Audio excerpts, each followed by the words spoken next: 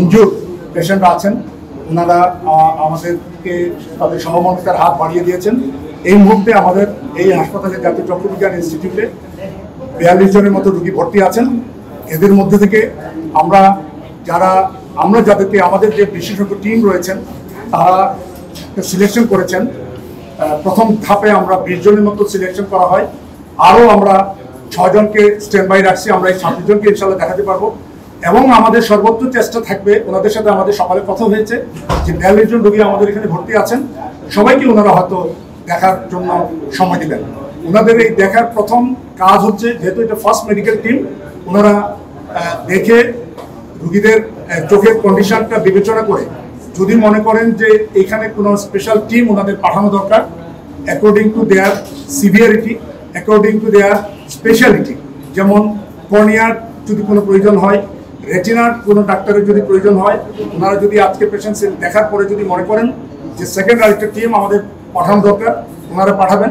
এবং আমাদের চিঠি যেটা আমাদের কাছে এসেছে, এটার মাধ্যমে আমরা জানতে পেরেছি ওনারা যদি কোনো রুগীদেরকে নির্বাচন করেন চায়নাতে নিয়ে যাওয়ার জন্য, সেই সুযোগ হয়তো ওনারা তৈরি করবেন।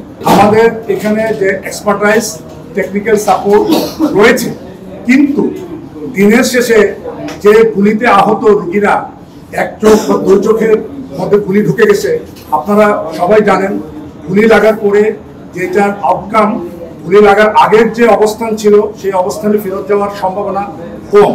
কিন্তু আমাদের যে এক্সপার্টাইজ দিয়ে আমরা সর্বোচ্চ আমাদের পেশাগত দিক থেকে চেষ্টা করতেছি আমরা কোনো কিছু দেওয়ার জন্য। তারপরে ওনাদের যেহেতু বিশেষজ্ঞ 10 জনের কিন্তু টিম এসেছেন, 10 জনের যে মেডিকেল টিম ওনারা এসেছেন, ওনারা যাচাই বাছাই করতেছেন আমাদের হাসপাতালের ফেসিলিটি, আমাদের এক্সপার্টদের ফেসিলিটি ওনারা যাচাই বাছাই করবেন। করার পরে আমরা হয়তো ওনাদের কাছ থেকে জানতে পারবো যে আমাদের যে ফেসিলিটির সাথে ওনাদের ফেসিলিটির কি পার্থক্য রয়েছে।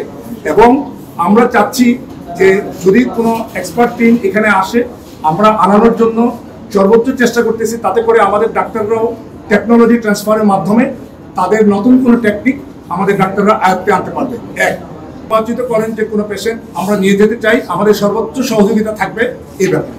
ইস্যুগুলো আছে, এগুলো সেটেল ডাউন হলে হয়তো 3 থেকে 6 মাস পরে আমাদের রোগীদের কর্নিয়া ট্রান্সপ্লান্টের প্রয়োজন হবে এবং প্রয়োজনীয় কর্নিয়া আমরা নেপাল এবং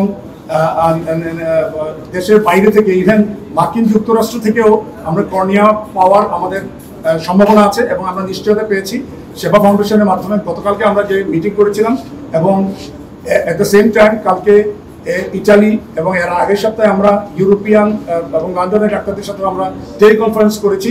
ওনারা টেলিকনফারেন্সের মাধ্যমে আমাদেরকে সাহায্য দিচ্ছেন। প্রয়োজন হলে ওনারা একটা টিম পাঠাবেন, বাট এই টিম পাঠানোটা ওনাদের জন্য, যেটা আমি বুঝেছি যে একটু সময় সাপেক্ষ ব্যাপার, কারণ ওনাদের একটা বাৎসরিক একটা স্কেজুয়াল থাকে, ওখান থেকে ওনারা ওনাদের স্কেজুয়াল বের করে আমাদেরকে সাহায্যের হাত বাড়িয়ে দেবেন বলে আমাদেরকে নিশ্চয়তা দিয়েছেন। ওনাদের প্রোগ্রাম শুধু আমাদের সাথে, তবে ওনারা আমাদের সাথে সকালে বলেছেন যে ওনাদের যদি প্রয়োজন হয় ওনারা বিকালেও কাজ করবেন, ওনারা আরও সময় আমাদেরকে দিবেন। কতটুকু সময় দিবেন এটা আমাদেরকে এখনো বলেন নাই, এটা আজকে ওনারা রুগী দেখার পরে হয়তো আমাদের সিদ্ধান্ত আমরা জানতে পারবো।